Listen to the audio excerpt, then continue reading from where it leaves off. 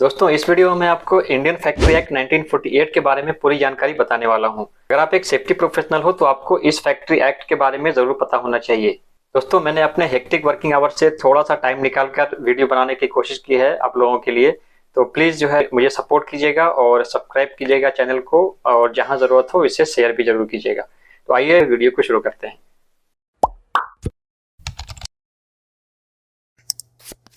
Indian factory act 1948 या Indian labour act, जिसे मजदूर का कानून भी कहते हैं, रोजगार की शर्तों को रेगुलेट करने के लिए बनाया गया है। ये एक्ट कंपनी स्टाफ से संबंधित कानून होते हैं जो वर्कर्स को कुछ कानूनी अधिकारों की गारंटी देते हैं।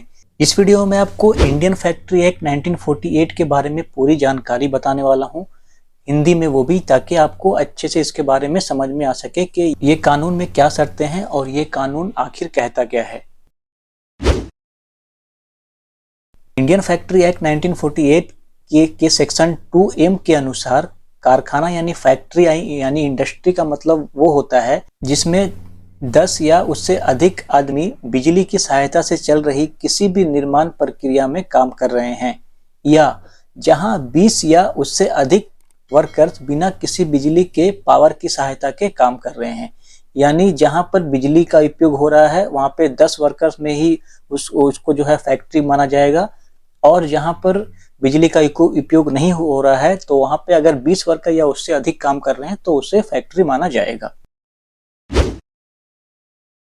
इंडियन फैक्ट्री एक्ट 1948 में जो है बहुत तरह के कानून का उल्लेख किया गया है।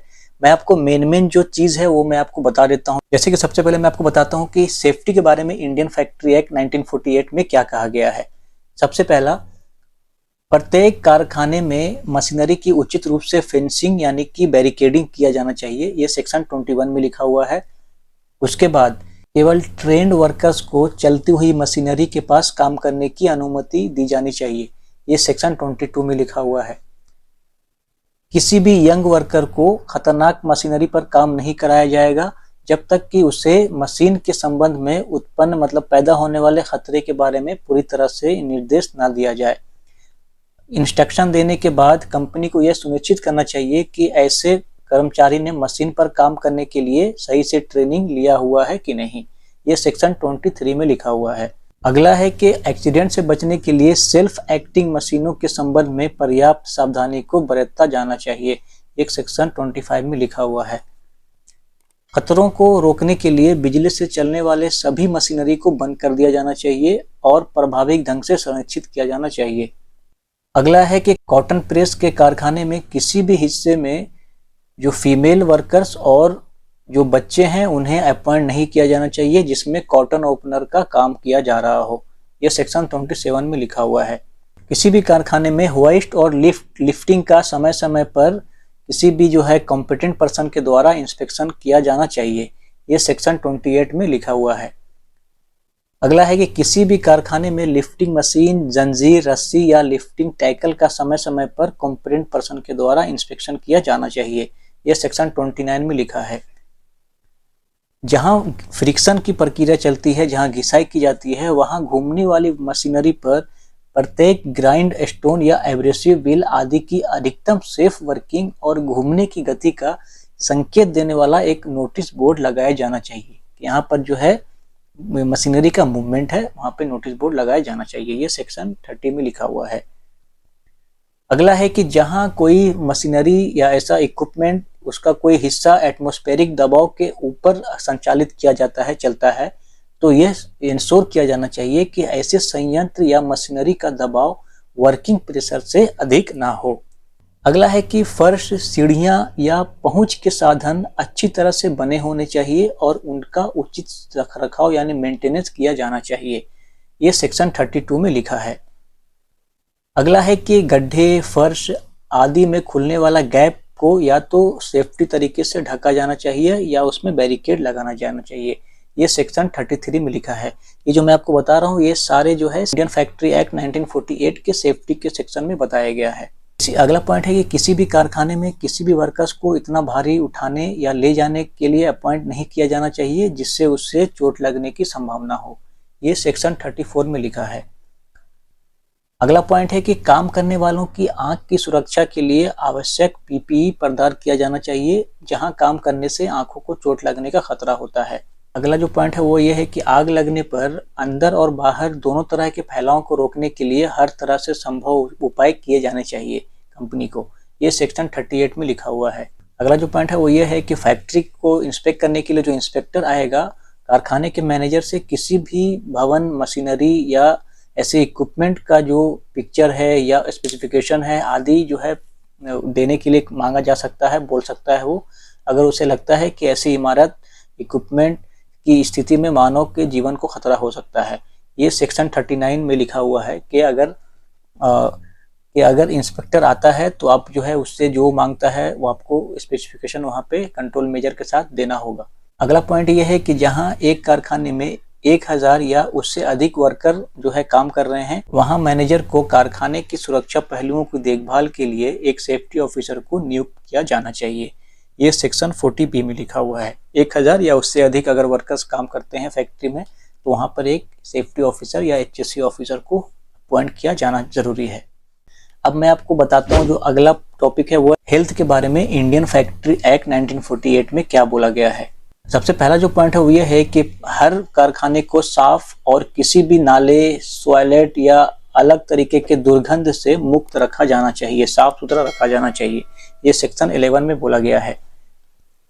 अगला पॉइंट है कि हर कारखाने में होने वाली जो कंस्ट्रक्शन की प्रक्रिया के कारण उत्पन्न होने वाले जो अपशिष्ट पदार्थ हैं, जो मतलब जो वेस्टेज हैं, उसको निपटाने की सही से व्यवस्था की जानी चाहिए ताकि उन्हें अहानिकारक बनाया जा सके। ये सेक्शन 12 में लिखा हुआ है हेल्थ 1948 के हेल्थ सेक्शन में। अगला जो पॉइंट है वो ये है कि कंस्ट्रक्शन के दौरान होने वाली धूल और धुएं को सांस के अंदर जाने से रोकने के लिए प्रभावी उपाय किया जाना चाहिए। ये सेक्शन 14 में लिखा हुआ है। अगला पॉइंट है कि किसी भी कारखाने में जहां हवा में नमी कृत्रिम रूप से बढ़ाई जाती है, वहां जो है ह्यूमिडिफिकेशन के मानकों को निर्धारित करने के लिए नियम बनाया जा सकता है स्टेट गवर्नमेंट के द्वारा। तो उस स्टेट गवर्नमेंट के नियम को जो है वो मानना जरूरी है। ये सेक्शन 15 में लिखा हुआ है। अगला पॉइंट है कि किसी भी कारखाने के किसी भी कमरे में इतनी अधिक भीड़ नहीं होनी चाहिए कि उसमें काम करने वाले वर्कर्स के स्वास्थ्य के लिए हानिकारक हो। ये सेक्शन 16 में लिखा है। अगला पॉइंट है कि किसी भी फैक्ट्री या इंडस्ट्री के किसी भी भाग में जहां वर्कर काम कर रहे हैं या वहां से गुजर रहे हैं, वहां पर्याप्त और उपयुक्त इल्यूमिनेशन यानी प्रकाश, लाइट की व्यवस्था की जानी चाहिए और उसका सही से मेंटेनेंस किया जाना चाहिए। ये जो है सेक्शन 17 में लिखा हुआ है। अगला जो पॉइंट ये है कि फैक्ट्री में प्योर ड्रिंकिंग वाटर की पर्याप्त व्यवस्था की जानी चाहिए और उसकी सही से जो है आपूर्ति किया जाना चाहिए। ये सेक्शन 18 में लिखा हुआ है। अगला पॉइंट ये है कि हर कारखाने में निर्धारित प्रकार के टॉयलेट और यूरिनरी उपलब्ध कराए जाने चाहिए जो वर्कर्स के लिए सुविधाजनक रूप से स्थित हों और पुरुष और महिला वर्कर्स के लिए अलग अलग होने चाहिए। ये सेक्शन 19 में लिखा है टॉयलेट्स के बारे में। अब जो अगला सेक्शन है वो है वेलफेयर के बारे में इंडियन फैक्ट्री 1948 क्या कहता है। सबसे इसमें पहला पॉइंट है कि हर फैक्ट्री में पर्याप्त और उपयुक्त वॉशिंग फैसिलिटी प्रदान किया जाना चाहिए। ये सेक्शन 42 में लिखा हुआ है। अगला पॉइंट है कि काम के घंटे के दौरान जो कपड़े नहीं पहने जाते हैं उन्हें रखने के और गीले कपड़ों को सुखाने के लिए सही स्थान प्रदान करने के लिए प्रावधान किया जाना चाहिए, मतलब उसको सही से रखा जाने का व्यवस्था किया जाना चाहिए। ये सेक्शन 43 में लिखा हुआ है। हर फैक्ट्री में खड़े होकर काम करने के लिए सभी वर्कर्स के लिए बैठने की उपयुक्त व्यवस्था की जानी चाहिए ताकि वे अपने काम के दौरान मिलने वाले आराम के किसी भी अवसर का लाभ उठा सकें। ये सेक्शन 44 में लिखा है।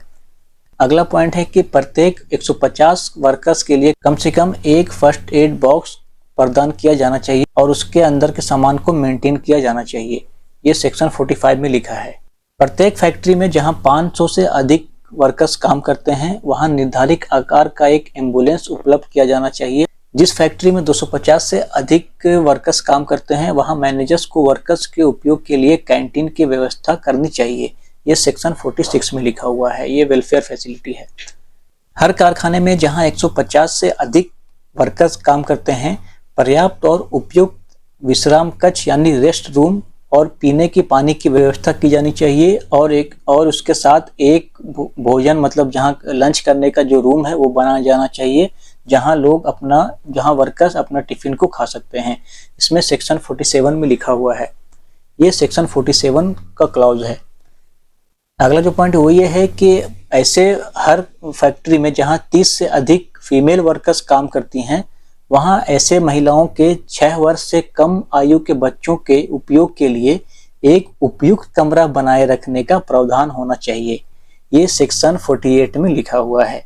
अगला जो पॉइंट है वो ये है कि प्रत्येक कारखाने में जहां 500 या उससे अधिक वर्कर्स काम करते हैं, कारखाने के मालिक यानी ऑनर को उतनी संख्या के हिसाब से वेलफेयर ऑफिसर को अपॉइंट किया जाना चाहिए। ये सेक्शन 49 में लिखा हुआ है। अगला जो सेक्शन है वो वर्किंग आवर्स के बारे में इंडियन फैक्ट्री एक्ट 1948 में बताया गया है। ये ज़्यादा इसमें नहीं है, बस अब थोड़ा सा एक दो या पॉइंट है जिससे आपको समझ में आ जाएगा। सबसे पहला जो पॉइंट है वो है कि समानतः किसी भी वर्कर्स को किसी भी सप्ताह में 48 घंटे से अधिक कारखाने में काम करने की अनुमति नहीं दी जानी चाहिए। ये सेक्शन 51 में लिखा हुआ है। अगला पॉइंट है ये कि वर्कर्स को सप्ताह में एक दिन का वीकली ऑफ मिलना चाहिए। अगला जो पॉइंट है वो ये है कि काम का समय इस प्रकार निर्धारित किया जाना चाहिए कि किसी भी वर्कर्स को लगातार 5 घंटे से अधिक काम ना करना पड़े और उसे एक दिन में अपने काम के दौरान कम से कम आधे घंटे के आराम के लिए अनुमति दी जानी चाहिए। ये सेक्शन 55 में लिखा हुआ है। अगला पॉइंट है कि वर्कर्स के काम की अवधि को इस तरह से मैनेज किया जाना चाहिए कि सेक्शन 55 के तहत उसके आराम के अंतराल को मिलाकर किसी भी दिन काम के घंटे 10.5 घंटे से अधिक नहीं होना चाहिए। ये सेक्शन 56 में लिखा हुआ है। तो आप दोस्तों आपने हिंदी में इंडियन फैक्ट्री एक्ट 1948 के जो मेन पॉइंट्स हैं, जैसे हेल्थ, सेफ्टी, वेलफेयर और वर्किंग आवर्स से रिलेटेड, मैंने आपको जो है मेन पॉइंट बता दिया है सेक्शन के साथ। आप जो है उम्मीद करता हूँ कि आपको समझ में आ गया होगा। अब मैं आपको बताता हूँ कि इंडियन फैक्ट्री एक्ट 1948 में अगर ऊपर दिए गए पॉइंट्स को अगर कोई कंपनी फॉलो नहीं करती है तो उसके लिए क्या दंड, मतलब क्या पनिशमेंट जो है इसमें लागू किया जाता है।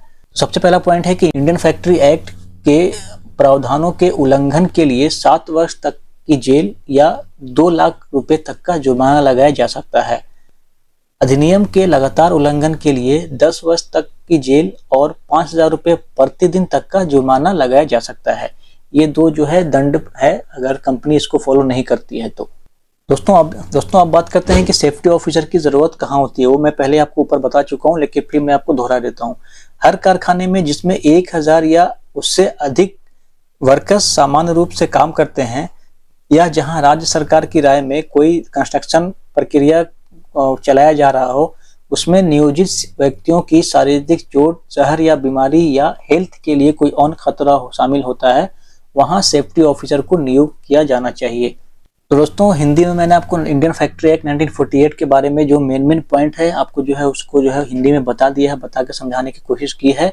उम्मीद करता हूं कि आपको समझ में आया होगा। आपको अभी भी कुछ और कमेंट है, कुछ आपको सजेशन है या कुछ आपको जो है समझ में नहीं आया है तो मुझे आप कमेंट में लिख सकते हैं, मैं आपको रिप्लाई कर दूंगा। मिलते हैं अगले वीडियो में, तब तक के लिए be safe and keep other safe. Channel subscribe करना मत भूलिएगा।